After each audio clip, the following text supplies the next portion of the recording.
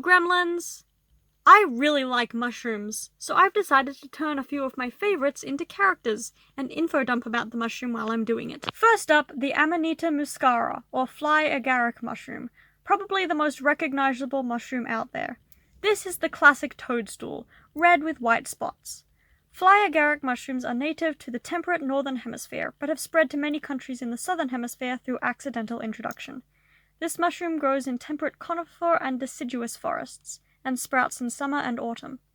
When it first sprouts, the fly agaric looks like small white eggs, completely covered in white warts, which is a protective membrane. As the mushroom grows, the warts become more spread out, and the red cap underneath becomes visible. This gives the mushroom its iconic pattern. At full maturity, the caps can be between 8 and 20 centimeters in diameter. While the red and white mushroom cap is the most recognizable and iconic, there are several variations of fly agaric mushrooms, including ones with yellow or brownish caps. Below the cap, fly agaric mushrooms have white gills and stems, and their spores are also white. The name fly agaric comes from its use as an insecticide in Europe. Historically, the cap would be crumbled in saucers of milk. Flies would drink the milk, and the mushrooms would cause them to collapse and die, either from poisoning or drowning in the milk. The Latin name for this mushroom, Amanita muscara, means fly mushroom. Fly agaric mushrooms are poisonous, but deaths from them are rare. They contain a neurotoxin, and some deaths come from people trying to gain a hallucinogenic effect. Ingestion can cause nausea, drowsiness, and auditory and visual distortions. In severe poisonings, seizures and coma can result. Effects can last for days, starting between 30 and 90 minutes after consumptions. The effects of the fly agaric can be eliminated through cooking, but please do a lot of research and talk to experts before even thinking about attempting this. I am not a mushroom scientist or forager, and I do not want to be responsible for anything that happens if you decide to eat any mushroom I talk about. The best way to know a mushroom is safe is to buy it in a grocery store. I decided to make all the characters in this video fairies, because fairies and mushrooms, especially these mushrooms, are often connected in folklore and modern media. I also really like fairies and haven't had a chance to draw many on this channel yet. I gave this fairy a mushroom cap as a hat and a long flowy dress that mimics the fly agaric skirt on the stem. To add pops of red to the character beyond the hat, I gave her a red corset, shoes, and nails. I gave her a lot of blush with white freckles, a style of makeup I adore. Her wings are a gradient of the colors fly agaric caps can be, and I added a pattern of white spots on the edges of the wings to mimic the warts on the cap. When I first sketched this character, I had her legs in a position that is completely covered by the skirt, and without the legs visible, her foot sticking out the bottom seems a little out of place. I don't really know how to fix this problem, so I left it. Just know that she does have another foot, it is just obscured with flowing white fabric. Other than that design inconvenience, I'm very happy with this character. I love this fairy tale mushroom, and this character feels like the embodiment of fairy tale fairy fantasy vibes. Next, this is my favorite mushroom, the Shaggy Ink Cap mushroom. It is also known as the lawyer's wig or shaggy mane, and its scientific name is Coprinus comitus. Shaggy ink caps are edible when freshly picked. However, please do plenty of research before eating any mushroom you find outside of a grocery store, as I mentioned before. The thing that is unusual about shaggy ink caps is that they dissolve themselves into this black liquid within hours of being picked or releasing their spores. If a person does decide to forage the mushroom for food, they have to be eaten quickly before this process can happen. Shaggy ink caps sprout as white cylinders, which then expand into bell-shaped caps. The caps are covered in scales, which give the mushroom the name shaggy. The caps are white at the top and gradient down to black as the mushroom ages. The gills of the mushroom also start as white, then turn pink, then turn black and melt into black liquid. This explains the other part of the name, ink. The stem of the ink cap is white, the spores are black. Shaggy ink caps appear in Europe and North America through spring, summer, and autumn.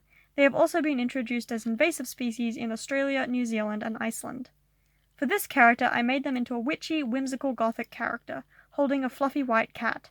The cat is based on the freshly sprouted white mushrooms, and the character is based on the older and dissolving mushrooms, which I think look cooler. I gave them a shaggy ink cap as a hat. Their skirt is layered like the gradient on the cap, with white ruffles on the bottom of each layer. They have a tassel-edged, flowy shirt and a belt, and they are barefoot. They have jewelry on their ankles and neck. I gave them a short, choppy, and wavy hairstyle with bleached ends. Once again, this character is a fairy. Instead of butterfly wings, I gave them wings more similar to a cicada or dragonfly's wings. They have a darker aesthetic, so it felt like it fit the vibe better. The darker aesthetic is the reason I love this mushroom. It has a unique and recognizable look, but fits more with my alternative side than the bright fairy tale Fly Agaric does. Finally, the Parrot Waxcap mushroom, which is bright green and shiny. This is the most recent addition to the mushrooms I really like. I only learned about it recently when googling mushrooms of different colors for a personal project. Seeing as green is my favorite color, this mushroom intrigued me. The Parrot Waxcap has the scientific name Gliophorus cytosinus. These mushrooms can be used to determine grassland quality and nutrients. They only grow in grassland which has not experienced artificial fertilizer in the past 30 years. They also grow in clearings and alongside roads. They are common in Europe and North America. In Britain and Ireland, they sprout from August to November. The Parrot Waxcap I like most has a green cap, but there are also varieties with orange, purple, yellow, or brown caps. The gills of these mushrooms are green near the stem and yellow toward the edge of the cap. The green fades over time. The stems of Parrot Waxcaps are green near the cap and yellow further down. The spores are white. Parrot Waxcaps are small, the largest being 4 centimeters in diameter. At this point in studies, scientists are not sure if Parrot Waxcaps are edible. Even if they are very slimy and probably not appetizing. Because Parrot Waxcaps are small and brightly colored, I decided to draw this character as a young and bubbly fairy girl.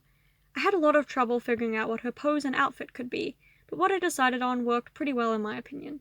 She has a shiny green waxcap cap as a hat over hair with 2 buns. I gave her a puffy skirt with suspender straps. It has a scalloped hem to mimic the edge of the mushroom cap, and a green and yellow gradient. I used the colors of the mushroom stem to color the shirt and leggings, as well as for the jewelry. I gave her butterfly wings, and these were the only wings in the video I didn't use a reference image for the shape and segments. She has a lot less detail than the other characters in this video, because the mushroom itself has less detail to draw on. However, I still think she came out looking very cool, and it makes me like Parrot Waxcaps even more.